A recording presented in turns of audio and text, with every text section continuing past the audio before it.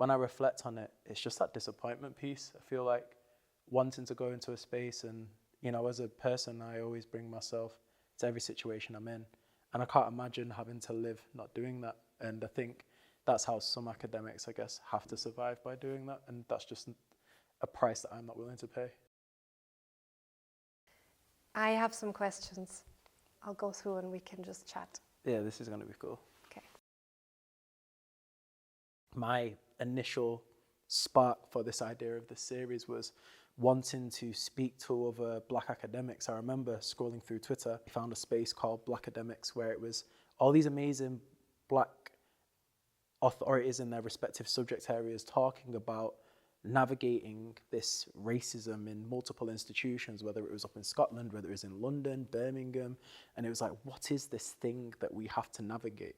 But also then how are people able to sustain it for their working lives, you know, from going into it in their 20s and then presumably leaving it in their 60s, or if you're my generation, probably 70s now. Immediate feeling, I guess it's the defense mechanism, is to search for community. Been amazing moments where I've had like line managers or superiors who have believed in me and pushed me to do things, which has been this great moment. But then almost like when you're celebrating that and you're enjoying it, there's always someone either above or adjacent to them who is willing to try and put you back in that box. I knew that, I guess from the way that I was raised, that I should never have to compromise myself in any space. So immediately I was able to understand that this thing is going to have an impact on me. But then also that even though it's having an impact on me, the whole of the problem is not to be sat with me or stop with me.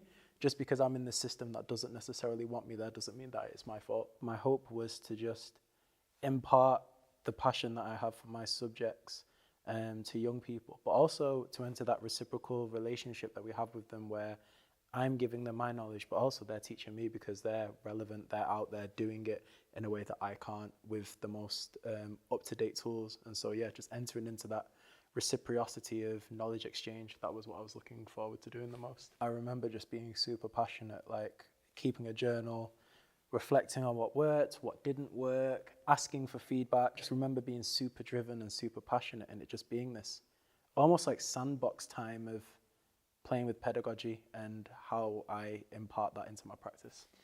I think I've felt seen in the safe spaces that we create for ourselves in academia. So obviously you find your tribe very quickly, immediately able to establish kinship. But I also felt the challenge came up when being my authentic self. I feel that, you know, there are aspects of academia and people within academia who embrace you because they know to generate new knowledge, we need to diversify, not just in thought, but also in people, lived experience and perspective. But also there are then people who see that as a threat, not understanding that knowledge exchange only happens when we get to a place of, I guess, like equality, where we're both humbling ourselves and being our unique selves in order to share appropriately. When I started to see that becoming a problem for some other people, that was when I knew that I wasn't being seen. I feel like growing up Black in Britain, like everybody has that experience, that first experience where you've led into a space just being yourself and you're excited to bring your whole self to something, and then you hit that wall. And so being an adult, I have lived through that before. So my body was prepared for it, but the deflation was the same.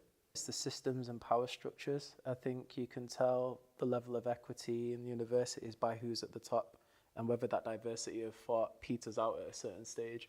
And I think in the institutions that I've been through, that diversity does peter out. That's not to say that there aren't allies at the top, but you can tell that you can get to a certain point and then there's that glass ceiling.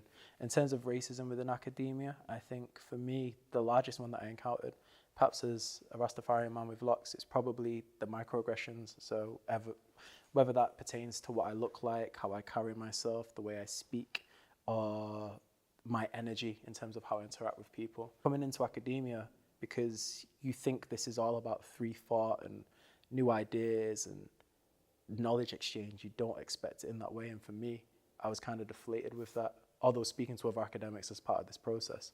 It's interesting, generationally, there were some older academics who say that they knew exactly what they were going in for and what they were dealing with. So you see immediately when students join these places that they feel at a loss because they can't see themselves in the staff that they're engaging with.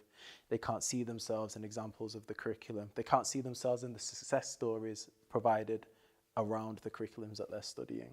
And I think that's the way that racism manifests itself. I think if I had to sum it up, racism manifests itself in academia through the impact of diverse voices and people feeling alone. People recognizing my skills and gifts, but then also me being put in this box as to where I'm not allowed to fully dive into them because perhaps what I bring or the perspective I bring means that other people have to challenge themselves. The price that people have to pay for trying to sustain that career, whether it was like emotional burnout, whether it was actual health issues, like that stress manifesting itself in that way, or whether it was actual, I guess, like familial issues, because that stress doesn't just dissipate. You take that home and then it impacts like your partner, your kids, your family or whatever. And so being in that space gave me more resilience because I immediately understood that this isn't just something that's unique to me, it's something that's an institutional issue. And then that was what drove me to want to collaborate and explore this issue on a grander scale, just to ask Blackademics, like, why do we have to navigate this? What are the issues? But then more importantly, how do we challenge that? At what point do we stop trying to bend and mold ourselves to fit into a system that exists? And at what point do we look at building our own system outside of that? I will not bow. The crown placed on my head is one that they dread, but cannot resist the temptation to root me within their marketing scheme. No longer sold dreams of complacency, critique of agency in order to generate complicit thoughts. No more will I have the dream, but acknowledging the schemes that acknowledge mediocrity to rise. Seeing the role in the future of shaping hearts and minds without the confines of institutional prejudice. Seeing the sum of all parts, the art of letting the vessel guide the direction.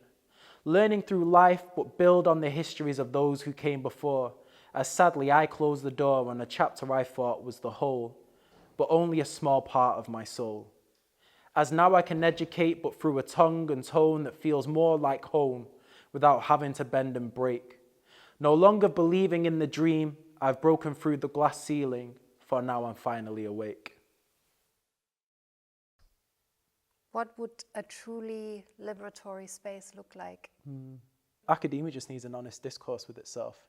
It knows that it's not fit for purpose. It knows that it's institutionally racist. Move your whiteness out of the way of the work. A lot of the times when you're talking to someone about race that isn't from a racialized background, the initial instinctive response is, well, like in this example, it might be, race in this institution is really bad. And then your perspective might be like, well, what about me as a white woman? I'm also suffering here too. That's valid and that is important. But at this space, when we're talking about race, we need to give it its space to be unpacked, explored, empathized, listened to, so we can fix this issue. And then once that's addressed, we can then focus on yours. If we're moving from issue to issue in solidarity, then it gives no space for the energy to dissipate and be forgotten about within the institution. But because there's this level of defensiveness that comes up as soon as you mention racism, with some white academics, it stops the good bits coming to fruition when we're talking about it. And I think that a lot of this comes to do with the schooling here. I think, and we're talking about difference, race, when you're talking about whether it's South Asian, Indian, like Caribbean, African histories, you're just not taught. So as soon as you're talking about race, the immediate thing is, oh, it's racism and they're going on about it again. But actually, why are we talking about this? Because there's inherent trauma through the things that our people have been through. There's inherent trauma that our families have been through, you know. Like my grandmother's grandmother was a slave. It's not that far away from us. And then do you not think psychologically then that impacts my grandmother, that impacts my mother, that then impacts me? Like there are these different things that we walk with. And I think that, yeah, addressing these bits without thinking about the other issues and just giving it all our energy for one specific cause, addressing it and then moving on to the next allows us to move forward in a better way. But yeah, that starts with honesty with yourself and identifying where white fragility is coming into the equation, calling it, seeing it, and then removing it so that we can get to the good parts.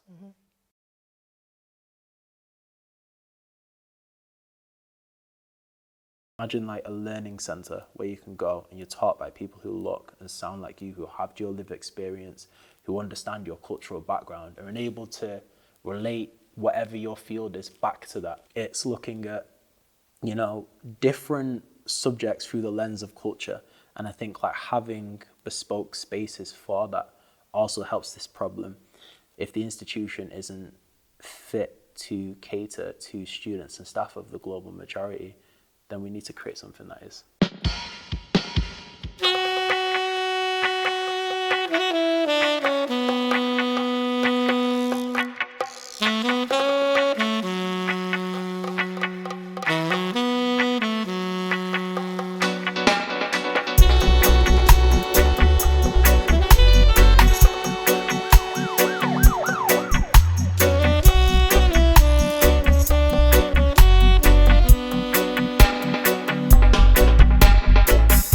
Tired.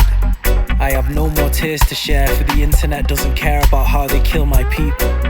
How rioters and terrorists can terrorize but cannot visualize that this country was never theirs to take back. We come from doctors, nurses, caretakers, people who drove hearses. Some even share the places we worship. So why is our citizenship debatable? Cultures that brought coffee, mathematics, traditions, whole legal systems, historical texts, new views for architects, but their children are no longer welcome. I'm tired of blatant division used to separate those who we could see ourselves, yet we choose to see them as threats. I'm tired of our leadership lying about genocide and the profit margins made from missiles and bombs blowing up children. I'm tired of the leadership saying love music and hate racism without facing legislative changes needed. Isn't this the same slogan era we thought that we heeded?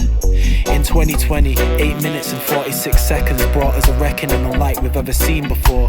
2024, we're knocking on the same door, but nobody wants to hear the need for change.